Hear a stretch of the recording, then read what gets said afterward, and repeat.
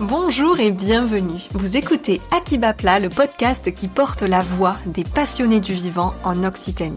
Je suis Audrey Boyer, naturopathe certifiée, et depuis 2023, je sillonne l'Occitanie avec mon micro pour interviewer des amoureux du vivant. Chaque mardi, je vous partage des conseils concrets et des rencontres inspirantes pour mieux prendre soin de vous et du monde qui nous entoure. Si le podcast vous plaît, pensez à vous abonner et à le partager autour de vous. C'est une petite action pour vous, mais un grand soutien pour moi. Vous êtes prêts ? Alors, place à votre nouvel épisode.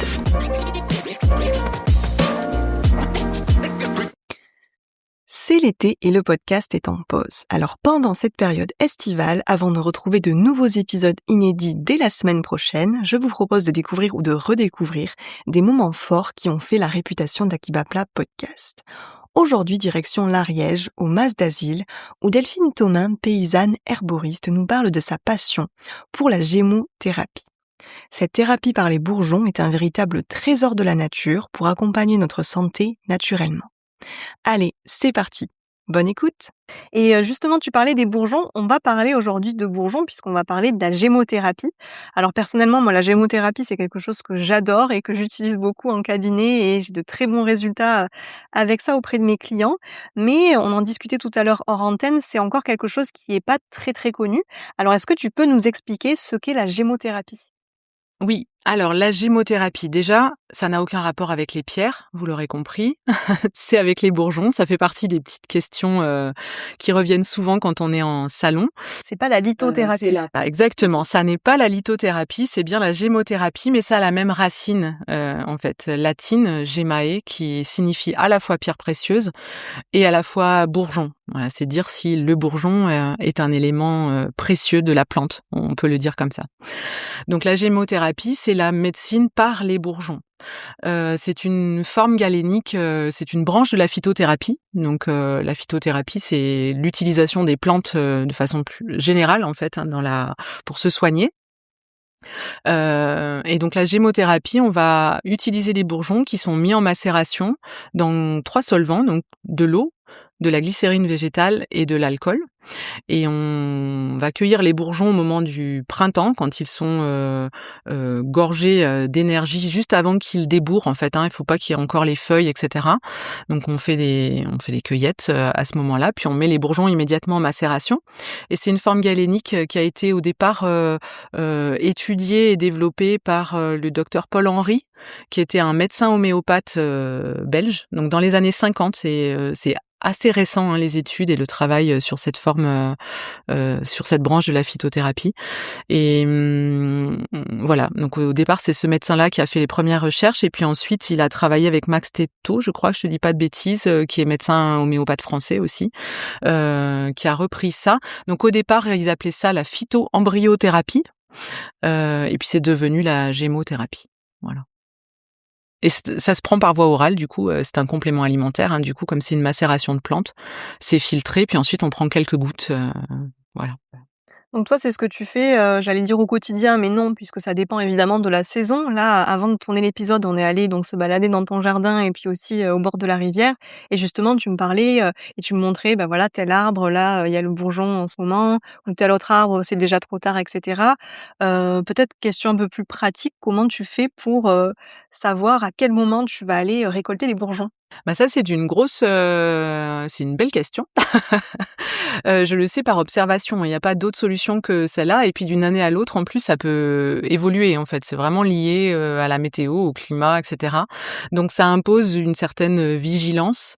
En sortie d'hiver là, on commence je commence à me promener et je regarde, en fait tu as vu comment je fais, je suis toujours en train de tripoter une branche, une feuille, j'essaye de m'approcher, je regarde de près où ils en sont. Et après il y a un ordre, c'est-à-dire que là j'en suis à ma 4e année de cueillette et donc je sais à peu près, j'ai quand même des grandes périodes en tête, j'ai un planning dans lequel je note approximativement par quinzaine quand est-ce que sont susceptibles d'arriver les bourgeons. Et après ça va dépendre complètement de la météo quoi. S'il a fait plus chaud, s'il y a eu beaucoup plus de soleil, ça peut débourrer beaucoup plus vite. Donc voilà. L'an dernier par exemple, il y a beaucoup de bourgeons qui normalement se succèdent et qui sont arrivés en même temps.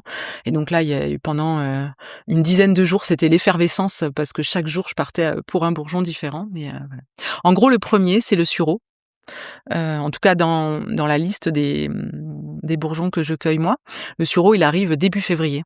Et vraiment très tôt, on commence à voir les bourgeons de sureau. On a encore les perce-neige, on a les premières fleurs, bon voilà, qui arrivent. Et il y a le bourgeon de sureau, c'est le premier. Il lance la machine. Et dans cette grande famille de la phyto, justement, qu'est-ce qui, toi, t'a fait choisir d'aller plus spécifiquement vers la gémothérapie, vers les bourgeons? Alors, la première raison, c'est qu'au tout début, j'avais pas de jardin, tout simplement. J'ai un tout petit jardin de village avec la frustration de pas pouvoir cultiver autant de plantes médicinales que j'aimerais parce que mon espace est assez réduit.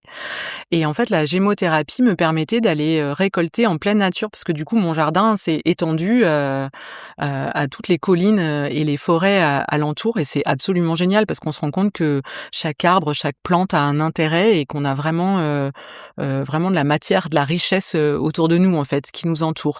Ensuite, tout bêtement, j'adore me balader, donc le jardin me suffit pas, hein, donc dès que tu aimes te balader en montagne ou en forêt, bah voilà, la gémo, elle s'est présentée à moi comme ça. Et c'est une forme galénique que j'ai découvert assez tardivement aussi dans mon cursus et dans ma formation, et que je connaissais pas. J'avais été formée en aromathérapie. J'utilise beaucoup dans mon quotidien les huiles essentielles, dans le cadre familial. Ça m'intéressait énormément et en fait, quand j'ai découvert la gémothérapie, j'ai trouvé ça fantastique parce que c'est une forme galénique qui est assez douce, où on va travailler sur le terrain, où il y a très peu de contre-indications, donc c'est assez facile à prescrire. Il y a quelque chose qui est très doux, où il y a moins de risques d'un mésusage avec la gémo qu'avec de l'aromathérapie, par exemple. Et les huiles essentielles, on sait que ça peut faire des dégâts quand c'est pas pris correctement. Et puis sur les enfants, femmes enceintes, etc., il y a pas mal de difficultés. Il y en a moins avec la gémo. Voilà. Donc c'est vraiment une forme qui me plaît beaucoup. Et après, quand on va aussi sur le côté écologie, pour faire une huile essentielle, il faut énormément de matière, énormément de plantes. On parle de tonnes pour arriver à 1 litre d'huile essentielle. On est sur quelque chose qui est très concentré, mais qui du coup utilise beaucoup de ressources. Et en gémeaux, non. Et puis en plus, on est sur des essences locales. Alors que souvent, alors on a des huiles essentielles locales, hein, attention.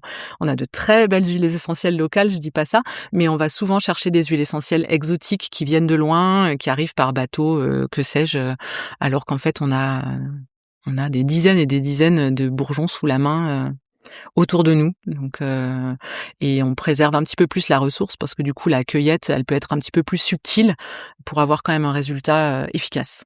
Alors dans Akibapla Podcast, il y a 2 fils conducteurs un petit peu, c'est, l'alimentation et le bien-être digestif. Est-ce que tu pourrais nous parler, nous donner comme ça quelques bourgeons qui peuvent accompagner, une bonne digestion, un bon transit? Je le rappelle toujours dans les épisodes, mais les conseils qu'on vous donne, là ne remplacent pas évidemment une consultation médicale. Mais est-ce que tu pourrais, voilà, nous donner quelques petits tips? Ouais. Oui, bien évidemment que le mieux c'est, d'aller voir quelqu'un, naturopathe, ou thérapeute, mais qui va nous aiguiller sur, la réelle problématique ou le réel besoin, pour, trouver le bourgeon, qui fera l'affaire. Mais pour le système digestif, on en a pas mal. Bah, déjà le système digestif, il est extrêmement long, hein, enfin il démarre à la bouche, pour terminer, aux intestins. Du coup, on va avoir des bourgeons qui vont avoir, des actions, sur chaque étape, en quelque sorte. Donc, si je cite les bourgeons majeurs, on peut parler du figuier, qui lui a une action sur l'estomac. C'est un super bourgeon, c'est mon préféré, c'est pour ça que je le cite en premier. D'abord parce qu'au Mas-d'Azil, on a beaucoup de figuiers aussi. Je te les ai pas tous montrés, mais il y en a pas mal en sauvage aussi, voilà.